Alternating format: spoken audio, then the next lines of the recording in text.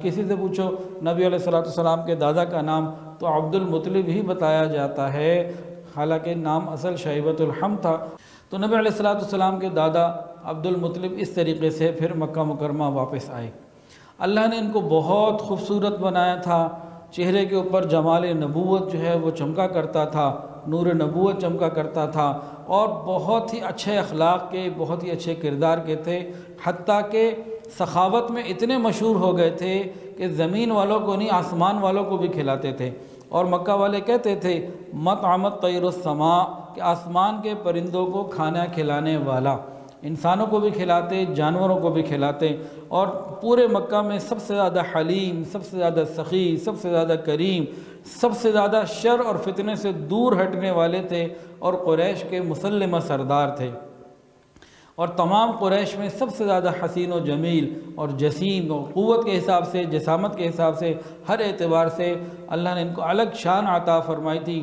اور کیوں نہ عطا کی جاتی کہ رسول اللہ صلی اللہ علیہ وسلم کے دادا تھے۔ نبی علیہ السلام کا پورا حسب نسب فرمایا کہ اس کے اندر کہیں زنا نہیں آیا، کہیں اس طرح کی خرابی نہیں آئی، پاکی اور طہارت کو اللہ نے باقی رکھا۔ اور ہر ایک ہی حضرت اسماعیل علیہ السلام سے نیچے آتے آتے، جن کا بھی ذکر ہم نے پچھلی مجلس میں بھی سنا، ہر ایک کو اللہ نے ایک نمایاں شان عطا کی تھی۔ اب تو بہت قریب زمانہ آ رہا تھا، ان کی شان تو بہت ہی عجیب تھی، بلکہ ان کی بعض باتیں ایسی ہیں جو آج بھی شریعت کا حصہ بن گئی۔ جب یہ عبد المطلب مکہ کے سردار بن گئے، ان کے بارے میں آتا ہے کہ ان کو خواب اور الہام کے ذریعے بہت رہنمائی کی جاتی تھی۔ جب یہ مکہ کے سردار بنے تھے تو وہ آب زمزم کا کنواں جو سیدنا اسماعیل علیہ السلام کے لیے نکالا گیا تھا، وہ کنواں لوگ بھول چکے تھے، کہاں وہ کنواں ہے کسی کے علم میں نہیں تھا، اور وہ ہزاروں سال گزر گئے تھے، بند پڑا ہوا تھا۔ نبی علیہ السلام نے آنا تھا، آپ کے آنے کے لیے اللہ رب العزت نے تیاریاں کرنی تھیں، تو عبد المطلب کو خواب کے ذریعے کنویں کی اطلاع دی گئی، اور کنویں کو کھودنے کا سلسلہ دوبارہ سے شروع کیا گیا۔ اب ہم ذرا آب زمزم کی بات کو تفصیل سے سمجھتے ہیں۔ یہ کرنے والی ذات اللہ کی ہے۔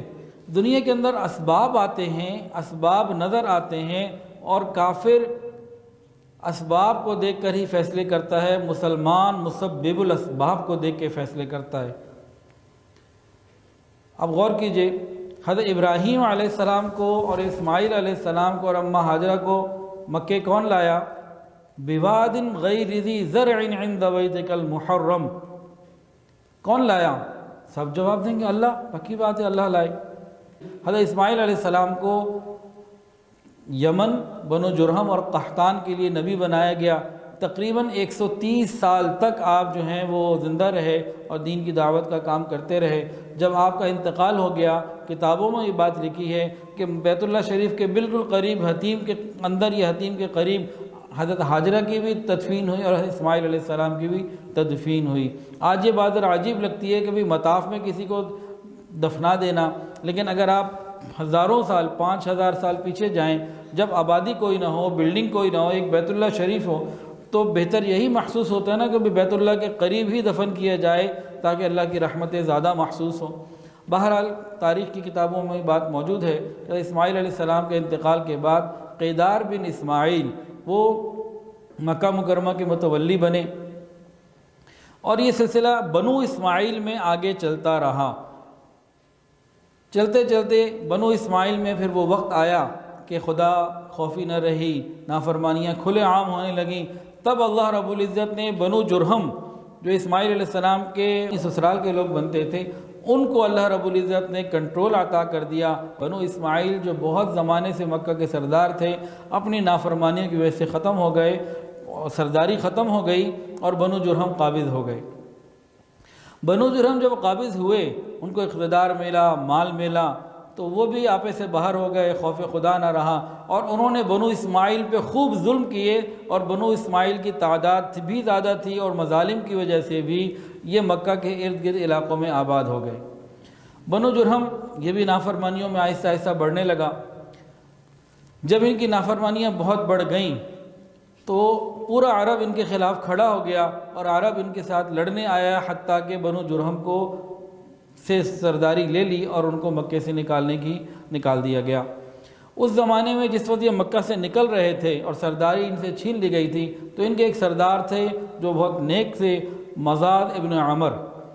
انہوں نے سمجھایا بہت تھا کہ دیکھو تم ظلم مت کرو، خیال کرو، لیکن ان لوگوں نے بات نہ مانی۔ اللہ تعالیٰ کی طرف سے پھر نظام وہی ہوتا ہے کہ جو نافرمانی کرتا ہے، سرکشی کرتا ہے، بہرحال پکڑ آ ہی جاتی ہے۔ ان کی پکڑ آ گئی تو مزاد ابن عمر نے اور جرہم کے لوگوں نے جو کچھ بیت اللہ شریف کے اندر کچھ زرہیں تھیں، تلواریں تھیں، سونا چاندی جواہرات، یہ سارے کا سارا زمزم کے کنویں میں ڈالا، اس کو بالکل بند کر دیا، نام و نشان تک باہر سے برابر کر دیا۔ اب کسی کو پتہ ہی نہیں آب زمزم کہاں۔ خیر یہ لوگ چلے گئے، نئے لوگ آ گئے، ان کی مکہ المکرمہ میں حکومت جاری رہی، چلتے چلتے نسل در نسل سلسلہ یہ سینکڑوں سال یا ہزاروں سال آگے چلا، حتیٰ کہ جناب رسول اللہ صلی اللہ علیہ وسلم کے دادا عبد المطلب مکہ مکرمہ کے سردار بنے۔ یہ سب اللہ کرنے والے ہیں، اللہ ہی کی طرف سے ہوتا ہے۔ اسباب کچھ بھی بن رہے ہوں، کام کرنے والی ذات پیچھے اللہ کی ہے۔ اگر ہم اللہ کی منشا کو پہچان لیں، ہماری زندگی آسان ہو جائے گی۔